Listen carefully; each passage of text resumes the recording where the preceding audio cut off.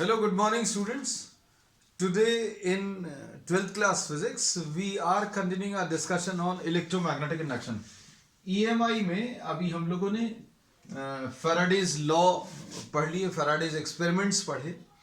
उसमें अभी हम लोगों ने ये पढ़ा था कि चेंजिंग फ्लक्स को अगर आप चेंज करें, flux associated with any coil, if it is change, then an EMF is induced in it. उसमें एक ईएमएफ इंड्यूस होगा और ईएमएफ कितना इंड्यूस होगा ये भी अभी हम लोगों ने पढ़ लिया था. This we have discussed in the previous classes that the induced EMF is given by this relation minus d phi B by D t. और फिर इसका डायरेक्शन निकालने के लिए अभी हम लोगों ने लेंज़ लॉ पढ़ा. लेंज़ लॉ ये बोलता है कि direction of induced EMF is such that it opposes the cause due to which it is produce. जिस कॉज के कारण ये प्रोड्यूस हुआ, जिस चेंज ऑफ फ्लक्स के कारण ये प्रोड्यूस हुआ, उसको अपोज करेगा. अगर फ्लक्स इंक्रीज होने की वजह से ईएमएफ आया तो ये फ्लक्स को कम करने की कोशिश करेगा. फ्लक्स को डिक्रीज करने की वजह से अगर ईएमएफ जनरेट हुआ तो ये फ्लक्स को इंक्रीज करने की कोशिश करेगा. और अगर फ्लक्स कांस्टेंट है तो इसमें कोई भी ईएमएफ नहीं आएगा, है ना. So all this we have discussed in the previous class, है ना. अब हम लोग आज जो ले रहे हैं, we are starting with a new topic and this new topic is motional EMF.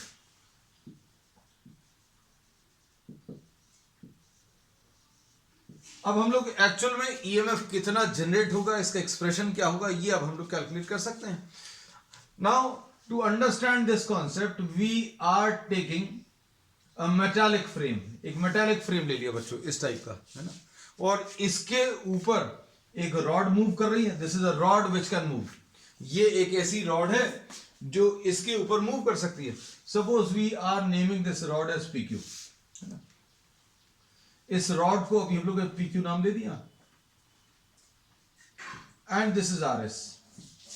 And this PQRS now forms a close loop. ये क्लोज लूप फॉर्म करेगा. अब यहां पर अभी हम लोगों ने एक मैग्नेटिक फील्ड ले ली. Magnetic field is perpendicular to the plane of the paper. Magnetic field बच्चों प्लेन ऑफ द पेपर के परपेंडिकुलर है ना. अब इसको, इस PQ रॉड को अगर अभी हम लोग मूव करेंगे तो area which is enclosed by the close circuit that will change.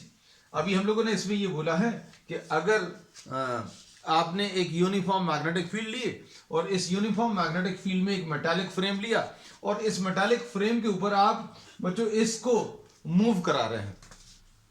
अब इस PQ रॉड को अगर आप इसके ऊपर मूव कराएंगे तो अभी हम लोग इसमें देखेंगे the area which is enclosed by this close circuit will change.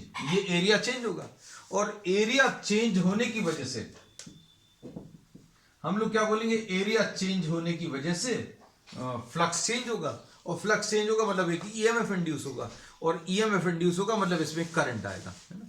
तो हम लोग इसमें ये कहते हैं कि कहीं पर भी अगर किसी भी कॉइल या किसी क्लोज लूप से एसोसिएटेड फ्लक्स अगर चेंज होगा, if the flux associated with any closed loop changes then an EMF is induced in it, है ना. अब इसमें देखो, now suppose this PQ is moved towards the left side with a velocity v, है ना. अब इसमें बच्चों अभी हम लोग जो इंड्यूस्ड ईएमएफ आएगा या इंड्यूस्ड करंट आएगा उसकी वैल्यू कितनी होगी, पहली चीज तो वो निकालेंगे. दूसरी चीज अभी हम लोग डायरेक्शन निकालेंगे, है ना. तो डायरेक्शन निकालने के लिए भी हम लोग बहुत सारे तरीके बताएंगे आपको, क्योंकि आपको किसी भी प्रॉब्लम को सॉर्ट आउट करने के लिए जितने ज्यादा पॉसिबल तरीके मालूम हो वो सब आपको अप्लाई करने अगर आते हैं तो आपके कॉन्सेप्ट्स और अच्छे से क्लियर रहेंगे, है ना, कि आप क्या कर रहे हैं. तो अब इसमें PQRS, this is the closed loop, this is the closed path along which the current moves. PQ is the movable rod. इसका रेजिस्टेंस सपोज R है. हालांकि अभी रेजिस्टेंस की कोई जरूरत नहीं पड़ेगी, but still will be using this in the subsequent topics. बाकी पूरा मेटालिक फ्रेम अभी हम लोग ये मानकर चल रहे हैं मेटालिक फ्रेम है मतलब वो उसका रेजिस्टेंस जो है नियर टू जीरो है, ऐसा मान सकते हैं. Suppose if this is move towards the left side तो क्या होगा बच्चों, ये डिस्टेंस चेंज होगा. ये डिस्टेंस क्या है, the distance which changes is represented by x, and as time increases, जैसे जैसे टाइम इंक्रीज होगा तो ये x की वैल्यू कम होती जाएगी। और इसमें अभी हम लोग ये कहते हैं कि इस केस में बच्चों एरिया जो है वो डिक्रीज हो रहा है। एरिया जो है बच्चों वो डिक्रीज हो रहा है। कौन सा एरिया डिक्रीज हो रहा है? आप इमेजिन करना सारी चीजें, अगर ये रॉड इसके ऊपर मूव कर रही है, ये इधर पर थी, उसके बाद ये यहां कहीं पर आ गई, तो क्या होगा बच्चों? The enclosed area, the area which is enclosed in this closed path, they will decrease. Area अगर डिक्रीज होगा मतलब फ्लक्स डिक्रीज होगा, और फ्लक्स अगर डिक्रीज होगा, फ्लक्स अगर डिक्रीज होगा मतलब इसमें एक ईएमएफ आएगा। और ईएमएफ कैसा आएगा? इमेजिन करना, इमेजिन करने के अभी हम लोगों ने इसमें क्या बोला था, जो ईएमएफ आता है that tries to oppose the cause, ये उस कॉज को अपोज करने की कोशिश करेगा जिसके कारण ये जनरेट हुआ, है ना। तो रीजन क्या है बच्चों? रीजन है एरिया का कम होना, एरिया का कम होना या फ्लक्स का कम होना। तो ये फ्लक्स को इंक्रीज करने की कोशिश करेगा, this will try to increase the flux. तो अब हम लोग क्या बोलेंगे? इंड्यूस्ड ईएमएफ और the induced current opposes the cause, ये कॉज को अपोज करेगा, opposes the decrease in flux, मतलब this tends to, the induced EMF tends to increase the flux। अब फ्लक्स को बढ़ाने के लिए क्या करेगा बच्चों? फ्लक्स को बढ़ाने के लिए क्या करेगा? या तो एरिया बढ़ाएगा, तो एरिया तो चेंज नहीं कर पाएंगे। क्यों? क्योंकि अभी हम लोग क्या कर रहे हैं, इसको तो अंदर ही की तरफ मूव करा रहे हैं। इस रॉड को आप अंदर की तरफ ला रहे हो, इसको अंदर की तरफ लाने की वजह से क्या होगा? इसको अंदर की तरफ लाने की वजह से इसमें एक करंट जनरेट होगा। अंदर की तरफ लाएंगे तो एरिया कम हुआ, एरिया कम हुआ मतलब फ्लक्स कम हुआ, और फ्लक्स कम हुआ मतलब ईएमएफ आया। ईएमएफ जो आएगा वो उस कारण का विरोध करेगा, it will oppose the cause due to which it is generated, and the cause is decrease in flux. तो फ्लक्स को ये बढ़ाने के लिए बी बढ़ा देगा। बी बढ़ाने के लिए क्या करेगा बच्चों? बी बढ़ाने के लिए अभी हम लोग बोलेंगे, just try to imagine that B अगर बढ़ाना है तो इस पूरे लूप के कारण, इस पूरे लूप के कारण जो मैग्नेटिक फील्ड आएगी वो अंदर की तरफ आएगी। इस पूरे लूप के कारण मैग्नेटिक फील्ड कहां की तरफ आएगी? अंदर की तरफ। क्यों? क्योंकि अभी हम लोग क्या बोलेंगे, ये फ्लक्स को बढ़ाने की कोशिश करेगा, और फ्लक्स को बढ़ाने के लिए बी को इंक्रीज करेगा। So the magnetic field generated by the induced current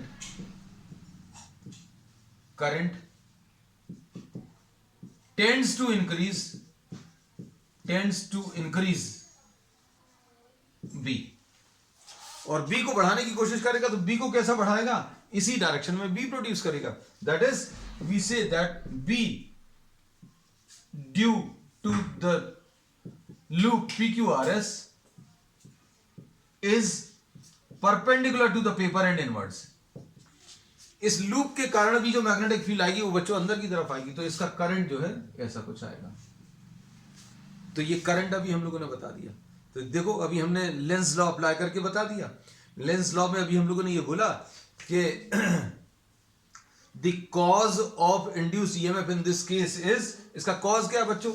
ये अंदर की तरफ आ रहा है, अंदर की तरफ आ रहा मतलब एरिया कम हो रहा, एरिया कम हो रहा मतलब फ्लक्स कम हो रहा।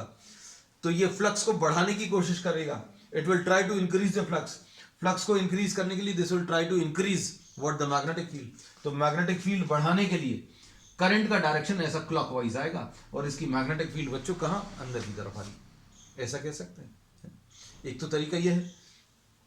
आपको अगर ये स्ट्रेट करंट कैरिंग कंडक्टर्स लेने हैं तो बच्चों स्ट्रेट करंट कैरिंग कंडक्टर्स के कारण भी आप इसके कारण मैग्नेटिक फील्ड देखो, इसके कारण मैग्नेटिक फील्ड अंदर की तरफ आएगी, इसके कारण मैग्नेटिक फील्ड बच्चों कहां? अंदर की तरफ, है ना। तो अभी आप या तो लूप वाला रूल अप्लाई कर लो या स्ट्रेट करंट कैरिंग कंडक्टर की वजह से, है ना। स्ट्रेट करंट कैरिंग कंडक्टर के कारण मैग्नेटिक फील्ड अंदर की तरफ। So this will generate a magnetic field in inward direction. एक तरीका ये है, ठीक है। अब दूसरा तरीका, इसको अच्छे से समझना। अब हम लोग ये बोलते हैं कि इसमें जो करंट आएगा वो कैसा आएगा, it will try to oppose the cause, cause को अपोज करेगा। अब इमेजिन करना बच्चों, ये एक मैग्नेटिक फील्ड है, इस मैग्नेटिक फील्ड में ये एक करंट कैरिंग कंडक्टर है, तो इसके ऊपर एक फोर्स काम करेगा। फोर्स कितना आ जाएगा बच्चों, force will be equal to I L cross B. Force कैसा आ जाएगा, आई एल क्रॉस बी, ऐसे ही कुछ आएगा, force will be equal to I L cross B. अब इसमें फोर्स का डायरेक्शन कैसे मिलेगा, आप करंट को मैग्नेटिक फील्ड की तरफ घुमाओ, मतलब फोर्स ऐसा कुछ आएगा। मतलब इस करंट कैरिंग कंडक्टर के ऊपर अब फोर्स लगेगा कहां की तरफ, बाहर की तरफ। तो अब इमेजिन करना बच्चों, हमने क्या किया था, इस कॉइल में करंट जनरेट किया था। कैसे, इस कंडक्टर को अंदर की तरफ चलाकर, कंडक्टर को अंदर की तरफ चलाने की कोशिश करेंगे तो इसमें करंट आएगा, और करंट जो आएगा वो ऐसा रहेगा, it will oppose the cause. Cause is what, the movement of this conductor towards the inner side. Cause of induced EMF is the motion of this conductor towards the inner side. अब जो इसमें current आया, उस current के कारण force will be exerted by the magnetic field in outward direction. अब मतलब क्या है, ये जो करंट आया ये इस कंडक्टर को अंदर नहीं आने देगा। क्यों, क्योंकि एक फोर्स प्रोड्यूस हो गया बाहर की तरफ।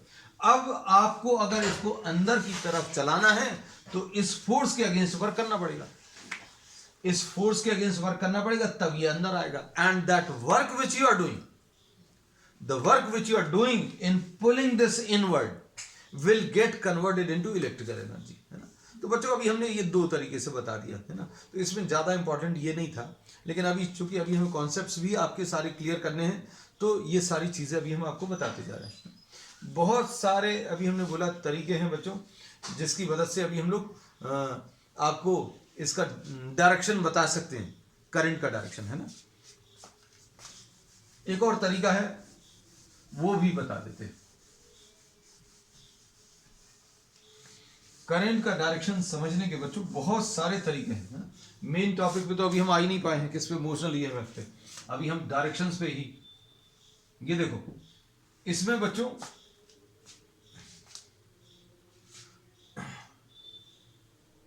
इसमें अभी हम लोग क्या बोलेंगे, this can be considered to be what,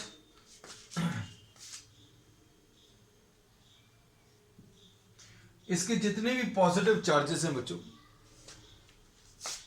इसके अंदर सपोज इमेजिन करो, ये कंडक्टर अगर इधर की तरफ चल रहा है, this conductor is moving towards the left side, तो इसके अंदर के पॉजिटिव चार्जेस भी कहां की तरफ चल रहे हैं, लेफ्ट की तरफ चल रहे हैं, है ना। अब इनके ऊपर फोर्स लगेगा, फोर्स की वैल्यू कितनी आ जाएगी, क्यू वी क्रॉस बी, है ना। ये फोर्स का डायरेक्शन क्या आएगा बच्चों, पॉजिटिव चार्जेस जो इस कंडक्टर के हैं उनके ऊपर फोर्स का डायरेक्शन अगर आपको निकालना, तो वेलोसिटी को मैग्नेटिक फील्ड की तरफ घुमाओ। ये बच्चों वेलोसिटी है, मैग्नेटिक फील्ड कहां की तरफ है, अंदर की तरफ। इमेजिन करना सारी चीजें। अभी हमने ये बोला कि ये बच्चों वेलोसिटी है, ये वेलोसिटी है और ये मैग्नेटिक फील्ड है। आप क्या करो, वेलोसिटी को मैग्नेटिक फील्ड की तरफ घुमाओ, वेलोसिटी को मैग्नेटिक फील्ड की तरफ घुमाएंगे तो फोर्स कहां की तरफ आएगा, नीचे की तरफ।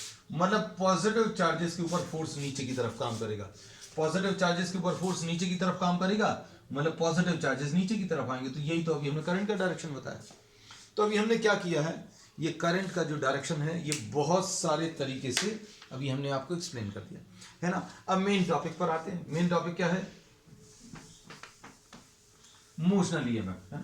तो अब हम लोग इसमें देखो ध्यान से देखना, फ्लक्स एसोसिएटेड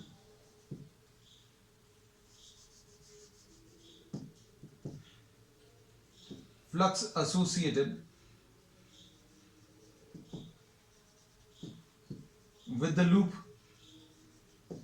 PQRS, ये कैसे मिलेगा, phi b will be equal to b into a, cos theta भी रहता है, cos थीटा आएगा नहीं, क्यों, क्योंकि जीरो रहेगा। जीरो क्यों रहेगा, क्योंकि एरिया का डायरेक्शन अंदर की तरफ। एरिया का डायरेक्शन कैसे बताते हैं, अभी हम लोग मालूम है, the direction of area is perpendicular to the plane. तो आपने ये जो एरिया लिया है ये रेक्टेंगल, इसका परपेंडिकुलर डायरेक्शन ये है और मैग्नेटिक फील्ड का डायरेक्शन भी यही है, तो b इंटू ए इंटू कॉस जीरो। अब एरिया कितना आ जाएगा, तो एरिया भी हम लोग को मालूम है, 5b will be equal to b into A, ऐसा कुछ आ जाएगा। b इंटू ए कैसे निकालोगे, suppose this length is l, length of the conductor ये l है ना? अब एरिया को क्या लिख लेंगे, l इंटू एक्स, ये 5b आ गया। अब इसके बाद क्या करोगे बच्चों, देखो इंड्यूस ईएमएफ, ये कैसे मिलेगा, induce EMF will be equal to minus d phi B by D t, d by D t of magnetic flux, तो ये कितना आएगा, minus d by D t of flux. तो फ्लक्स कितना बच्चों, b into L into x, ऐसा कुछ आएगा। ठीक, अब minus d by D t of, इसे b और l बाहर ले लें बच्चों, b और l बाहर ले लिया तो क्या आ जाएगा, minus D X by D T, या माइनस साइन को बाहर ले लेना बच्चों, D X by D T. अब D X by D T क्या है बच्चों, the rate at which X is changing, है ना। तो अब हम लोगों ने ये कहा था P Q is the conductor moving on the metallic frame, moving on the frame with velocity v। तो अब हम लोग क्या बोलेंगे, dx बाई डी टी बच्चों, तो dx by D T, dx by D T is the rate at which x is changing, तो dx by D T बच्चों माइनस v आएगा। माइनस v क्यों आएगा, क्योंकि जैसे जैसे टाइम इंक्रीज हो रहा है, जैसे जैसे टाइम इंक्रीज हो रहा है, टाइम के साथ साथ x की वैल्यू कम हो रही है, time with increase in time x is decreasing, so dx by dt can be replaced by what, minus v। तो minus b into l into v आ जाएगा, minus v, तो ये आ गया b l v। तो induced EMF कितना आ गया बच्चों, b into l into v। तो ये तो केस है बच्चों किस चीज का, when the conductor is moving across, the conductor is moving across what, a magnetic field perpendicular to it, the conductor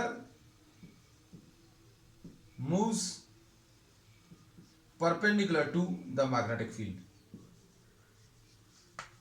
conductor जो है मैग्नेटिक फील्ड के परपेंडिकुलर डायरेक्शन में मूव कर रहा है। अब इसमें यह चीज हमेशा याद रखना कि किसी कंडक्टर के एंड्स पर, किसी कंडक्टर के एंड्स के अक्रॉस एक ईएमएफ जनरेट होगा, और ये ईएमएफ बच्चों तभी जनरेट होगा when this is cutting across the magnetic field lines. जब ये मैग्नेटिक फील्ड लाइंस को कट करेगा तभी जनरेट होगा, है ना। जैसे सपोज फॉर एग्जांपल, अगर आपने इस कंडक्टर को ऐसा चलाया होता तो ये मैग्नेटिक फील्ड लाइंस को कट नहीं करता।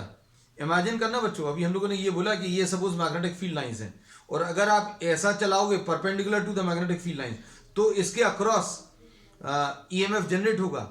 लेकिन अगर आप इसको ऐसा चलाओगे तो मैग्नेटिक फील्ड लाइंस बच्चों कट नहीं होगी, ये इनके थ्रू निकल जाएगा।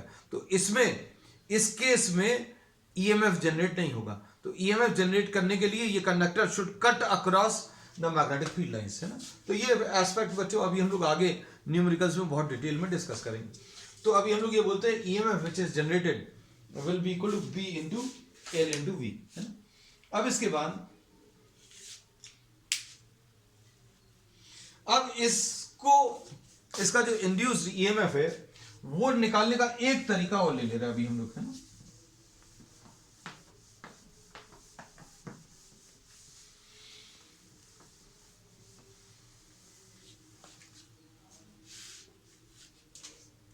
इस ईएमएफ को बच्चों E is equal to B into L into V, this is also termed as what, motional EMF,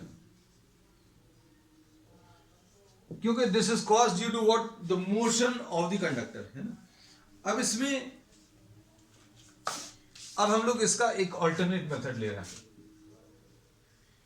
alternate method, है ना। और ये किसके, इसके लिए अभी हम लॉरेंट्ज फोर्स का यूज करेंगे।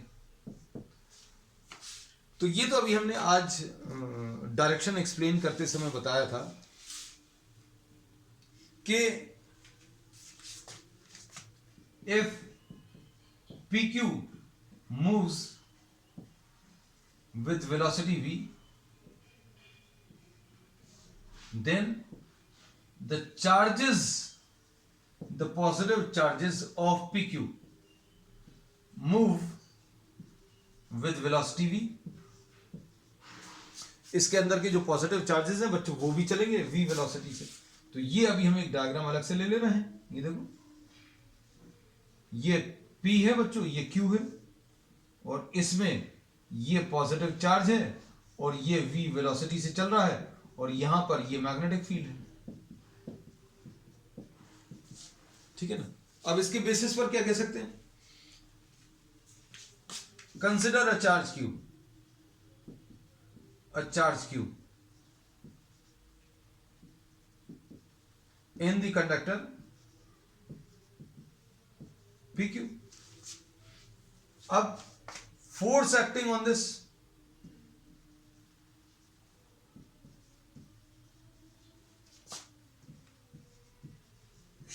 on plus Q, ये कितना आ जाएगा, F will be equal to Q V B। Sine theta क्यों नहीं लिख रहे, क्योंकि बच्चों वेलोसिटी और मैग्नेटिक फील्ड, वेलोसिटी और मैग्नेटिक फील्ड के बीच में एंगल कितना है, 90 डिग्री। तो QV भी आ गया। So force will be equal to what, Q into V into B। अब इसके जितने भी चार्जेस हैं बच्चों, इसके अंदर जितने भी चार्जेस हैं, सारे चार्जेस के ऊपर इतना ही फोर्स काम कर रहा है। कितना फोर्स काम कर रहा है, QVB। अब आपको यह पता चल गया कि इन पॉजिटिव चार्जेस के ऊपर बच्चों फोर्स कहां की तरफ काम कर रहा है, फोर्स नीचे की तरफ काम कर रहा है ना। अब इसमें अभी हम लोग क्या बोलेंगे, वर्क अभी हम लोग कैलकुलेट कर सकते हैं। You can calculate what the work done in moving the charges from P to Q। कैसे मिलेगा, force into distance, force into the distance. तो बच्चों फोर्स कितना है, फोर्स QVB है, और डिस्टेंस कितना है बच्चों, डिस्टेंस कितना चला दिया, L चला दिया। So this is what the work done in moving the charges, QVB into L, ऐसा कुछ आ गया। अब EMF क्या होता है, तो EMF is the work done per unit charge, यही डेफिनेशन होती है। अभी हम लोगों ने बोला कि अगर चार्जेस मूव कर रहे हैं तो चार्जेस को चलाने में कितना वर्क करना पड़ेगा, that work divided by the charge which you are moving, that will give you what the EMF। तो अब हम लोग क्या बोलेंगे बच्चों, E will be equal to W divided by Q। W कैसे निकाला था, फोर्स इंटू डिस्टेंस। तो फोर्स कितना है बच्चों, QVB है, और यहां से यहां तक चलाने में डिस्टेंस कवर्ड कितना आ जाएगा, P से Q तक चलाने में डिस्टेंस L है। तो अभी हम लोग बोलेंगे फोर्स QVB है, डिस्टेंस L है, तो वर्क अभी हम लोगों को मिल गया, ये W है बच्चों। ये क्या चीज है, W। तो अब EMF मिल जाएगा। EMF कैसे मिलेगा, QVB into L divided by Q। तो E की वैल्यू बच्चों कितनी आ गई, BVL। तो रिलेशन फिर से वही मिला, लेकिन ये अभी हम लोगों ने बोला ये एक थोड़ा सा अलग मेथड था जिसकी मदद से अभी हम लोगों ने क्या EMF का कैलकुलेशन किया। ठीक,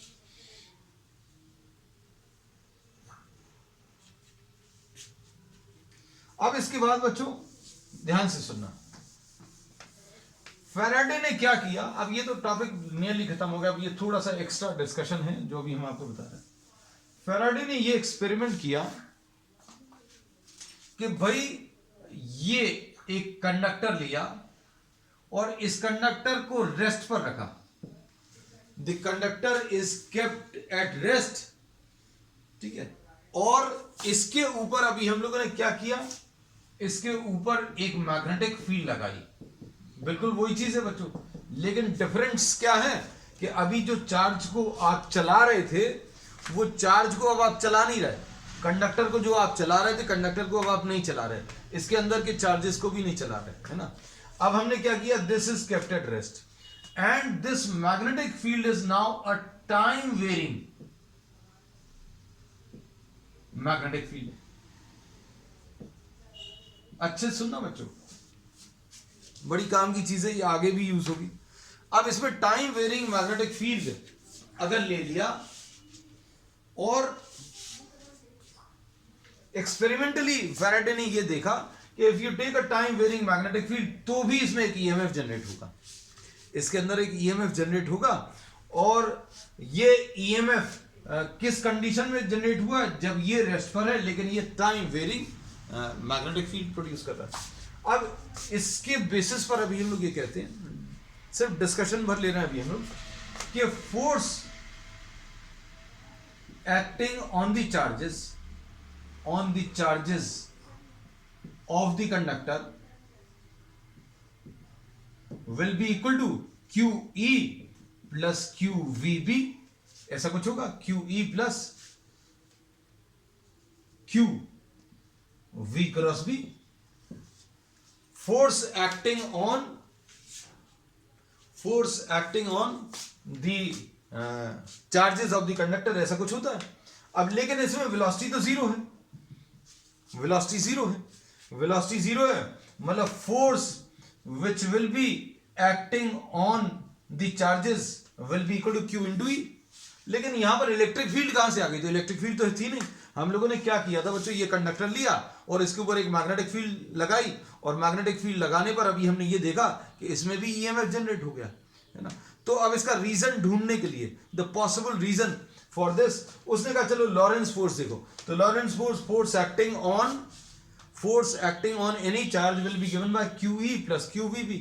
अब इसमें V की वैल्यू तो जीरो है, मतलब इसके चार्जेस तो चल नहीं रहे, क्यों, क्योंकि कंडक्टर नहीं चल रहा था। यहां पर चार्जेस की वेलोसिटी V ली थी क्योंकि conductor was moving, conductor move कर रहा था, तो इसके चार्जेस भी V वेलोसिटी से मूव कर रहे थे, है ना। तो अब इसका मतलब क्या है, जो भी अब ईएमएफ इसके अंदर जनरेट हुआ वो इसके कारण तो बिल्कुल नहीं है, किसके कारण, मैग्नेटिक फील्ड के कारण तो बिल्कुल नहीं है। किसके कारण दिख रहा है, इलेक्ट्रिक फील्ड, लेकिन इलेक्ट्रिक फील्ड तो है नहीं। तो उसने ये कंक्लूड किया कि टाइम वेरिंग मैग्नेटिक फील्ड जो है it generates N electric field.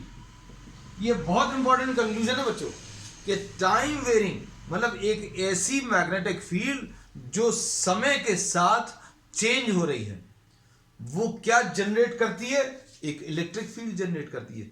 और ये चूंकि मैग्नेटिक फील्ड टाइम के साथ चेंज हो रही थी, तो इसने क्या किया, एक इलेक्ट्रिक फील्ड जनरेट की, और ये इलेक्ट्रिक फील्ड जो है इसके अंदर के चार्जेस को चलाना शुरू करेगी। तो ये उसका एक्सप्लेनेशन था, है ना। तो अब इसमें बच्चों क्या चीज पता चली अभी हम लोगों को, कि टाइम वेरिंग, ये बहुत इंपॉर्टेंट है, ये चीज नोट करके रखना, time varying magnetic field generates what, an electric field.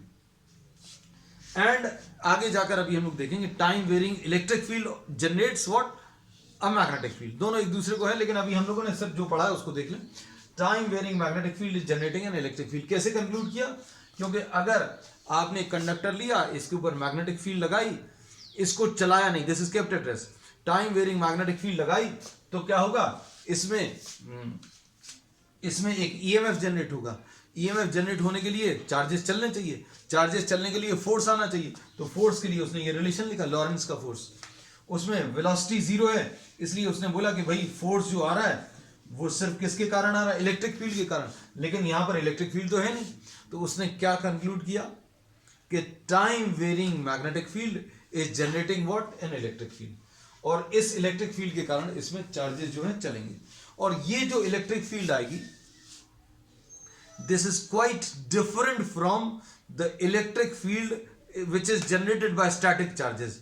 Charges के कारण जो इलेक्ट्रिक फील्ड जनरेट होती है उससे बहुत अलग है ये वाली इलेक्ट्रिक फील्ड, ठीक है। तो अब ये चीज भी याद रखना, इलेक्ट्रिक फील्ड जनरेटेड बाय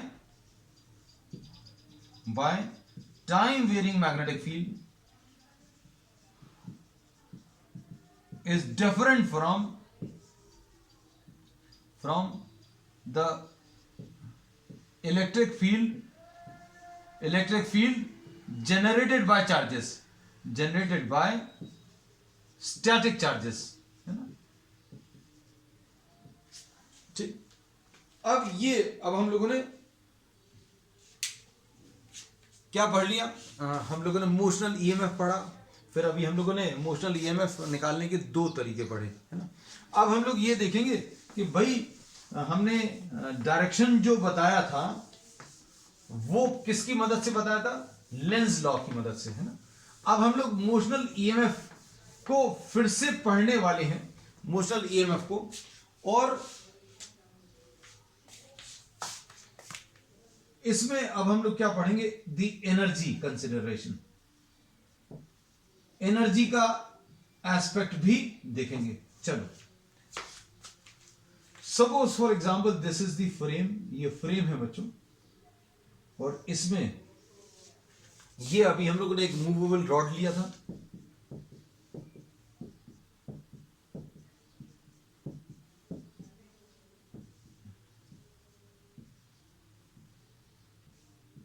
ये v वेलोसिटी से चल रहा है, ऐसा अभी हम लोगों ने पढ़ा था। अब इसके बाद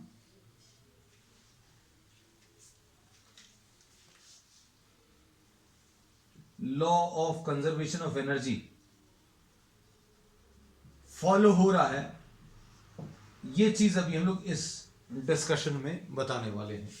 जो मोशनल ईएमएफ आता है वो लेंज लॉ को या law of conservation of energy को सेटिस्फाई कर रहा है, ये अभी हम लोग इसमें पढ़ेंगे। Suppose this P Q resistance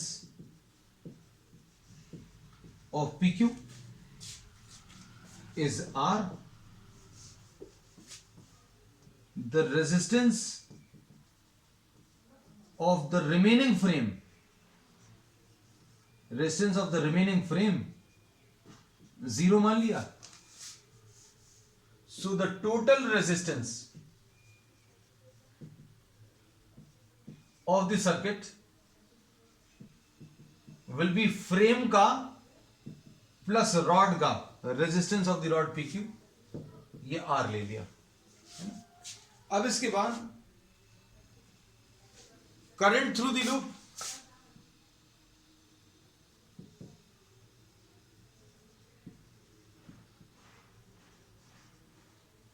ये I will be equal to E divided by R, ऐसा कह सकते हैं। तो E कितना है बच्चों? E अभी हम लोगों को मालूम है, E इज व्हाट BLV, ये तो बता चुके हैं। और I की वैल्यू कितनी आ जाएगी? BLV divided by R। और इस करंट का डायरेक्शन बच्चों कैसा रहेगा? करंट का डायरेक्शन अभी हम आपको बता ही चुके थे, ये करंट का डायरेक्शन है ना। तो ये कितना आ गया? I will be equal to BLV divided by R। अब due to this current there is a force, ये भी अभी हम बता चुके थे, there is a force acting on the conductor PQ, और ये फोर्स की वैल्यू कितनी आ जाएगी बच्चों? ILB, है ना। ILB साइन थीटा होता है। तो बच्चों करंट में और मैग्नेटिक फील्ड में एंगल कितना है? 90 डिग्री।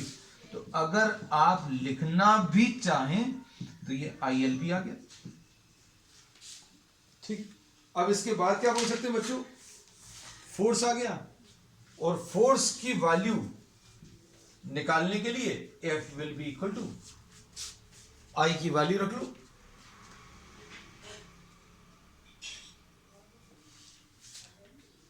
तो I की वैल्यू बच्चों कितनी है? BLV upon R। I की वैल्यू रख ली और L रख लिया और B, है ना। तो ये सॉल्व करने पर बच्चों कितना आ गया? ये सॉल्व करने पर force B² L² V divided by R, ये फोर्स आ गया, है ना। अब इसमें बच्चों पावर कितना मिल जाएगा? पावर रिक्वायर्ड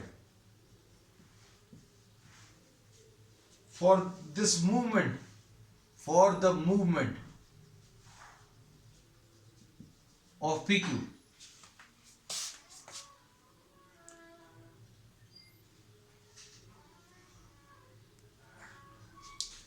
पावर कैसे मिलेगा? पावर का फॉर्मूला मालूम है?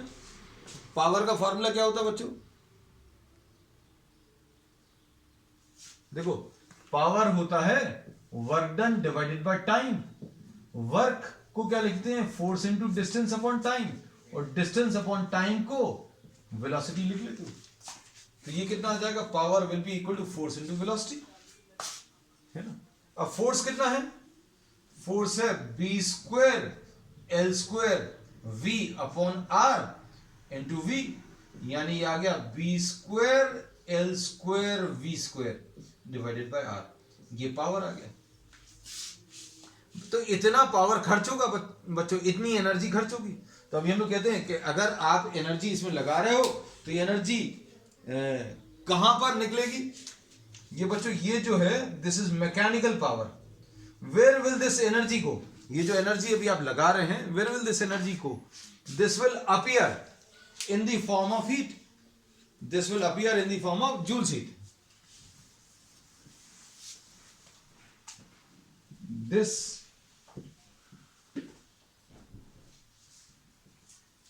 power appears या dissipated, gets dissipated, ऐसा लिख देते हैं, gets dissipated